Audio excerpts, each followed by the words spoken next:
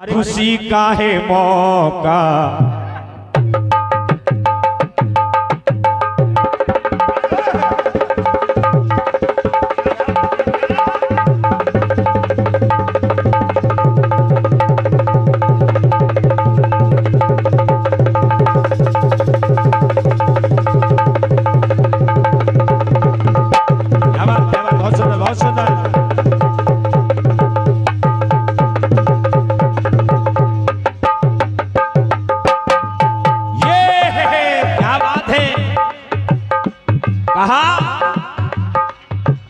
खुशी का है मौका मगर क्या करूं मैया दिन भैया सुनना है आप हमारे प्रताप भैया भी सुन रहे हैं। खुशी का है मौका मगर क्या करूं मैं खुशी से ये झूमेगा सारा तराना। रोशनी जी खुशी से ये झूमेगा सारा तराना मेरे आंसू सीख लो मुस्कुराना मेरे आंसू सीख लो मुस्कुराना।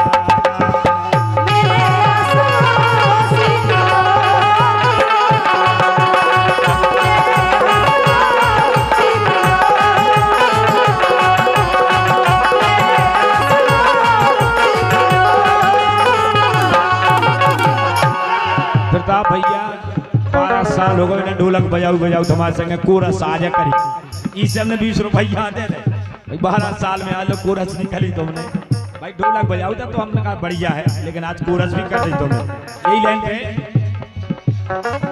खुशी का है मौका मगर क्या करूं मैं खुशी से ये झूमेगा सारा तराना मेरे आंसू सीख लो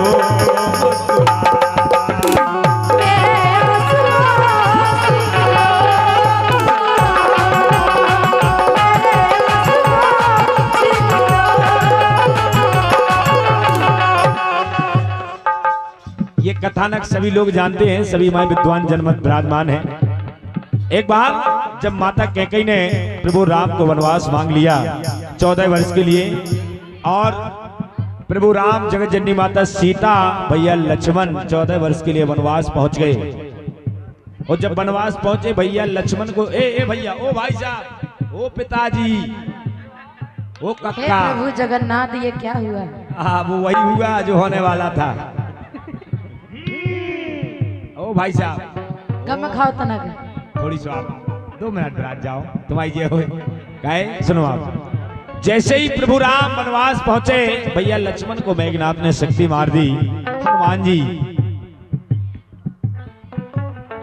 एक से तो भैया हमारे ये पूरा कीर्तन जो कीर्तन मंडली हमारी मनकारी से विराजमान है मैं उनको सत सत नमन करता हूँ, आजीवन आशीर्वाद की कामना करता हूँ। 101 पत्र मुद्राएं हैं, बहुत बहुत धन्यवाद है, ढेर सारी आशीर्वाद की कामना करता हूँ। लेकिन जैसे ही हनुमान जी बूटी लेकर के आकाश मार्ग से जा रहे थे यहाँ दूतों ने खबर दी भैया भरत को कि भैया भरत कोई अयोध्या पर निशाचर वार करने वाला है। तो भैया ने सोचा समझा नहीं और सीधा बाण चला दिया।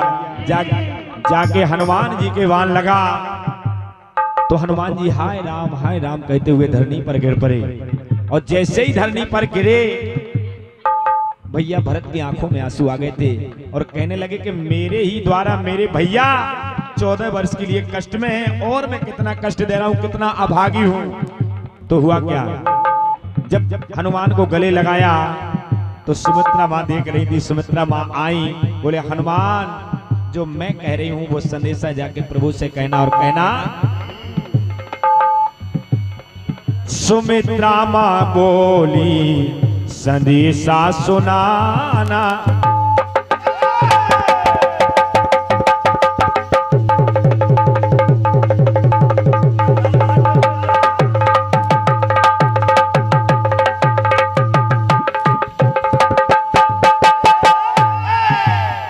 शायद मुझे लगता है कि लाइट को भी कीर्तन नहीं पच रही है। इसलिए कहना है कि बजरंग बली से सुमित्रा मां बोली, संदेशा तुम मेरा सुनो, राम को सुनाना और कह देना बिना लक्ष्मण के। बोले नहीं, किसके लिए रो रहे हो तुम? बोले जो मैं कह रही हूं वो सुनना। कहा बिना जानकी के अयोध्या नया, बिना जानकी के अयोध्या नया, बिना जानकी के अयोध्या नाना, बिना जानकी के अयोध्या नाना। हम प्राण निकाल दें तुम्हारे कल्लू यही कीर्तन भर में सुन ली तुमने। सुमित्रा जी ने कहा कि बिना जानकी के अयोध्या नहीं आना, क्योंकि अगर लक्ष्मण को शक्ति लग गई है तो कोई चिंता करने की बात नहीं है। क्यों? निभा करो महाव्रतो लखन मेरा लेटा,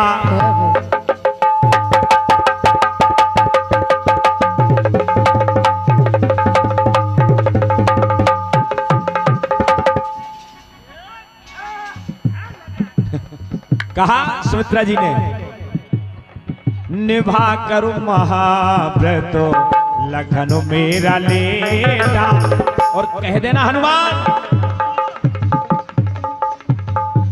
भेजती हूँ सेवा में राम दूजा बेटा। शत्रुघ्न को भी साथ लेकर जाओ और कह देना ये भी तो जाए, ये भी चला जाए तो फिर आंसू ना बहाना। अगर शत्रुघ्न भी चला जाए तो कह देना राम से ये भी चला जाए तो आंसू ना बहाना, लेकिन कह देना बिना जानकी के अयोध्या नया, बिना जानकी के अयोध्या नया, बिना जानकी के अयोध्या नाना, बिना जानकी के अयोध्या नाना, बिना जानकी के अयोध्या नाना। ये सारा दृश्य देख रही थी कौशल्या माँ। बोले हनुमान ये मत कहना जो मैं कह रही हूं, ये संदेशा कहना प्रभु राम से, और कहना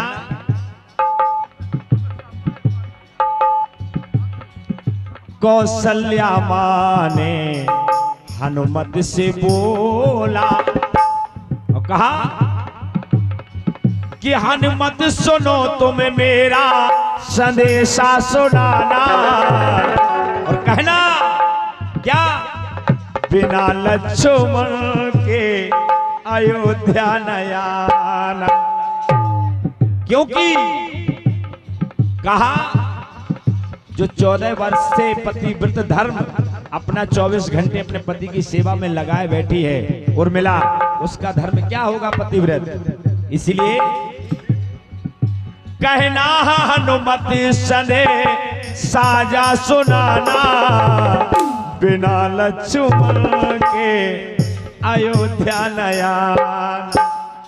और आंसू डाल रही थी कैकेयी मां, और कैकेयी मां ने कहा हनुमान मैं संदेशा सुनाने के लिए नहीं हूं, लेकिन कहना कहा कैकेयी मां बोली संदेशा सुनाना, और गए जैसे तीनों। मैंने एक के लिए वन मांगा था, केवल राम के लिए, मैंने तीनों के लिए नहीं मांगा था।